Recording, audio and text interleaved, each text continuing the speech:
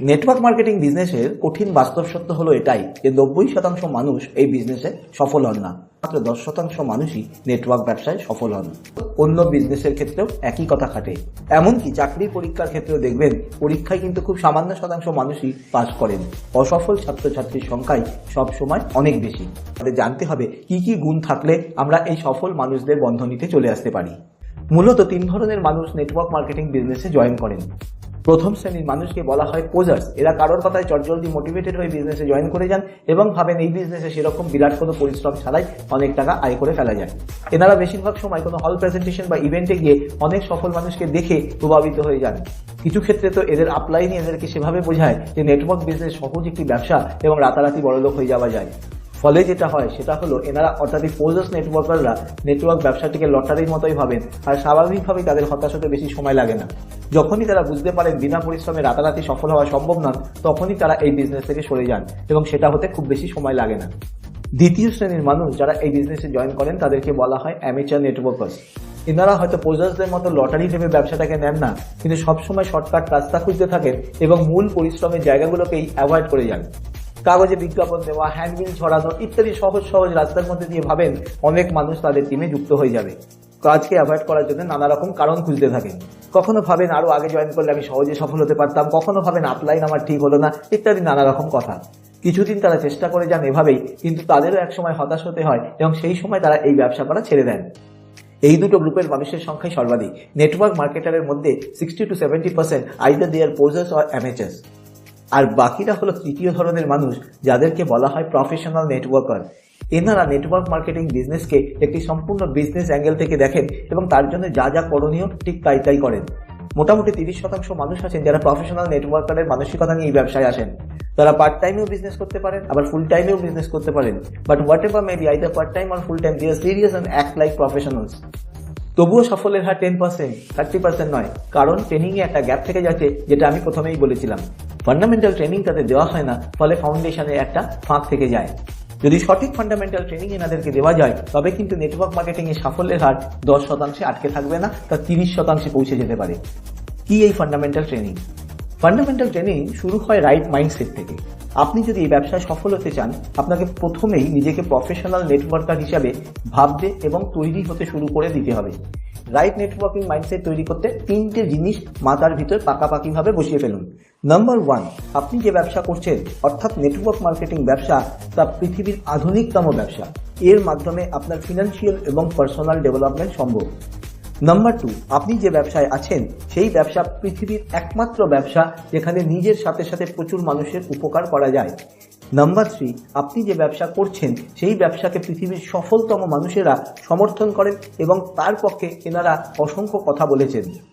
Mindset নিয়ে অনেক training করা যায়, কিন্তু উপরে বলা 3টি কথা যদি আপনি আপনার মাথার মধ্যে পার্মানেন্টলি বসিয়ে নিতে পারেন, তাহলে ধরে নিতে পারেন আপনার প্রাথমিক মাইন্ডসেট তৈরির কাজ আপনি করে ফেলেছেন। যখন আপনার মনে হবে আপনার রাইট মাইন্ডসেট তৈরি হয়ে গেছে, তখন আপনি দ্বিতীয় ধাপের দিকে এগোন। আপনার দ্বিতীয় কাজটি হলো আপনাকে একটি শক্তিশালী বিলিফ সিস্টেম গড়ে তুলতে হবে। কাজটা একেবারেই কঠিন নয়, আবার খুব সহজও নয়। দুটো জিনিস আপনাকে বিশ্বাস করতে হবে। 1, কোম্পানিতে যারা সফল হয়েছেন তারা যে পথ অনুসরণ করেছেন সেটি সঠিক। আর 2, আপনি একদিন কোম্পানিতে একদম উপরের সারির অ্যাচিভার হয়ে উঠতে পারবেন। মানে একজন ডায়মন্ড বা অ্যাম্বাসেডার, যে নামেই আপনার কোম্পানিতে টাকা হোক না কেন, আপনি তা হয়ে উঠবেন, সে যোগ্যতা আপনার আছে। আপাত দৃষ্টিতে বিলিফ সিস্টেম গড়ে তোলা খুব সহজ মনে হতে পারে, কিন্তু অনেক সময় এমন হয়েছে যে আমরা ভেবেছি আমাদের বিলিফ সিস্টেম স্ট্রং হয়ে গেছে, কিন্তু আদৌ তা হয়নি। যেটা হয়েছে সেটা হলো আপনার সাময়িক একটা বিশ্বাস তৈরি হয়েছে, একে পার্মানেন্ট বিলিফ সিস্টেম ভেবে বসা মস্ত বড় ভুল। তাহলে আমরা কখন বুঝবো আমাদের বিলিফ সিস্টেম সত্যি স্ট্রং হয়েছে? আমরা তখনই বুঝবো আমাদের বিলিফ সিস্টেম স্ট্রং হয়েছে যখন পরপর 9 জন আমার প্ল্যান দেখে রিজেক্ট করে দেওয়ার পরেও 10ম ব্যক্তির কাছে আমি সেই একই রকম উৎসাহ নিয়ে যাচ্ছি আর বিশ্বাস করছি ইনি অবশ্যই জয়েন করবেন। বিলিফ সিস্টেম আমার স্ট্রং হয়েছে আমি তখনই নিশ্চিত হব যখন দেখবো পরপর 2 মাস ব্যবসা না হওয়ার পরেও 3য় মাসে আমি প্রথম দিনের মতোই আশাবাদী। বিলিফ সিস্টেম আমার স্ট্রং হয়েছে আমি তখনই বুঝবো যখন দেখবো একটাও ইভেন্ট বা হল প্রোগ্রাম আমি বাদ দিচ্ছি না। বিলিফ সিস্টেম আমার স্ট্রং হয়েছে আমি তখন বুঝবো যখন আমার ব্যবসার ভলিউম যাই হোক, কোম্পানির প্রতিটি প্রোগ্রামে আমার ড্রেস কোড, আমার আচরণ, আমার অ্যাটিটিউড একজন টপ অ্যাচিভারের মতোই হচ্ছে। আমার বিলিফ সিস্টেম স্ট্রং হয়েছে আমি তখনই বুঝবো যখন ছোট ছোট ক্ষেত্রেও আমি কোম্পানিকে বা আপলাইজদের দোষারোপ করছি না। আশা করি রাইট বিলিফ সিস্টেম আপনাদের বুঝতে আর কোথাও অসুবিধা হবে না। যখনই আপনি এই দুটো কাজ অর্থাৎ মাইন্ডসেট এবং বিলিফ সিস্টেম দুটোকেই ঠিকভাবে করে নিতে পারবেন, তখনই ধরে নিন আপনার সাফল্যের যাওয়ার পথে 50% কাজ আপনার কমপ্লিট।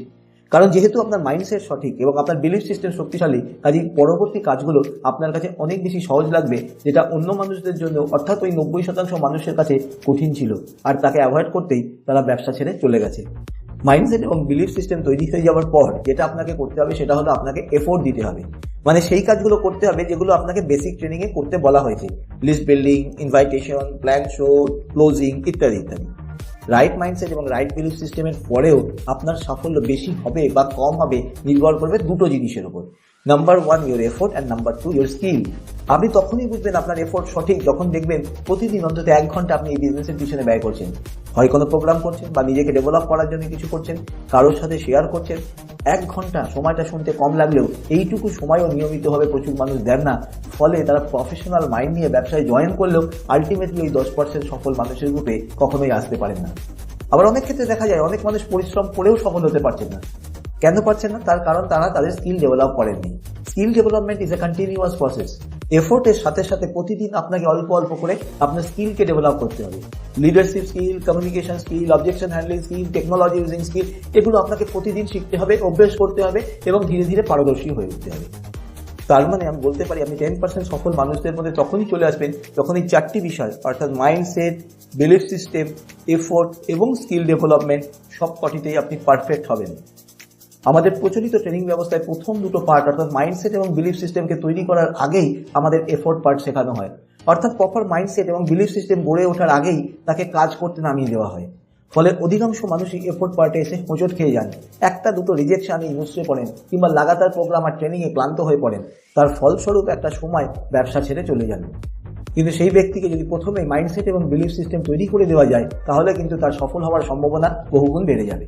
এবার শেষ করব আরেকটি গুরুত্বপূর্ণ কথা বলে। অসফল হওয়ার পিছনে আরও একটা মস্ত বড় কারণ হলো মোটিভেশন। মোটিভেশনের ওপর অত্যন্ত নির্ভরশীল হয়ে পড়া তাদেরকে দুর্বল করে দেয়। মোটিভেশনের এফেক্ট সাময়িক, যতক্ষণ তারা মোটিভেটেড থাকে কাজ করে। যেই মুহূর্তে তার মোটিভেশন চলে যায় তার কাজ বন্ধ হয়ে যায়। মোটিভেশনের সাথে সাথে যেটা দরকার সেটা হলো হ্যাবিট গ্রো করা। আমি আগের একটি ভিডিওতে আপনাদের বলেছিলাম মোটিভেশন দরকার আমাদের দিনটা স্টার্ট করার জন্য, তারপর পুরো দিন একটা পজিটিভ এফোর্ট দেওয়ার জন্য যেটা প্রয়োজন সেটা হলো হ্যাবিট।